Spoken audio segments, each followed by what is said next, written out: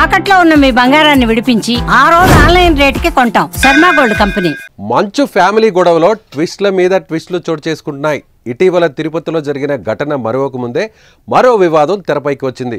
తన ఆస్తుల్లో ఉన్న అందరినీ వెకెట్ చేయించాలని జిల్లా మెజిస్ట్రేట్కు మోహన్ బాబు ఫిర్యాదు చేశారు. జల్పల్లిలో ఉన్న ఆస్తులను కొంతమంది ఆక్రమించుకున్నారని ఫిర్యాదులో పేర్కొన్నాడు.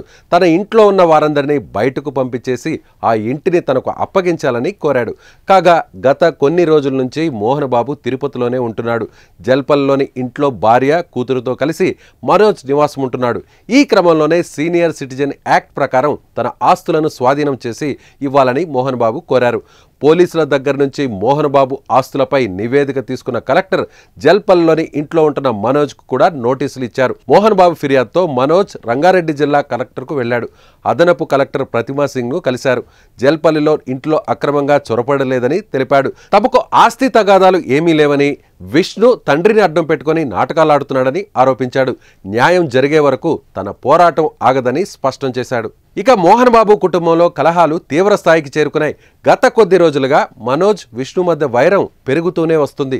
గత ఏడాది డిసెంబర్ నెలలో తనపై దాడి జరిగిందని, మోహన్ బాబు ఆదేశాల మేరకు ఆయన ప్రధాన అనుచరుడు విద్యా సంస్థల్ని పర్యవేక్షించే వినయ్ తనపై దాడి చేసినట్లుగా మనోజ్ పేరుతో ఓ ప్రకటన వెలువడింది. నడవలేని స్థితిలో ఉన్న మనోజ్ ప్రైవేట్ హాస్పిటల్లో చేరడంతో ఏం జరిగిందన్న టెన్షన్ నెలకొంది. అటు మంచు కుటుంబం మాత్రం అలాంటిదేమీ జరగలేదని ప్రకటించింది. కానీ తర్వాత హైదరాబాద్ శివార్లలోని జల్పల్లిలో ఉన్న మోహన్ బాబు ఫామ్ హౌస్ ను మంచు మనోజ్ స్వాధీనం చేసుకున్నాడు. తనపై దాడి జరిగిందని పోలీసులకు ఫిర్యాదు చేశాడు. ఆ వెంటనే మోహన్ బాబు అసాంఘిక శక్తుల నుంచి తనకు ప్రాణహాని అని చెప్తూ మనోజ్, మౌనికపై ఫిర్యాదు చేశాడు.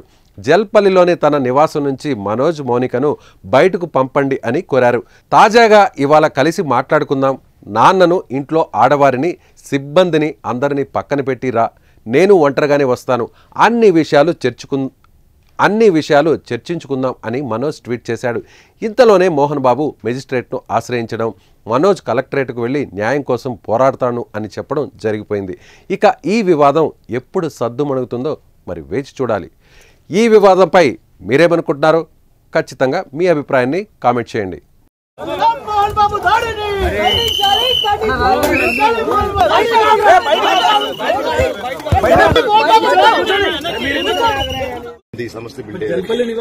బాబు గారి పేరుతోనే ఉంది. ఇది నా నాన్నగారిని ఎప్పుడు వ్యతిరేకించనండి. ఎందుకంటే ఇది కేవలం మా నాన్నగారిని ముందు తోసి అది వెనకాల నుంచి ఆడే నాటకం. ఎందుకంటే నేను అడుగుతున్నా, డైరెక్ట్ గా రండి మాట్లాడండి అని. ఎందుకంటే ఎంత చెప్తారా మాట్లాడండి. వెకేట్ చేయాలని చెప్పి కలెక్టర్ ఆశ్రయించారు మిమ్మల్ని.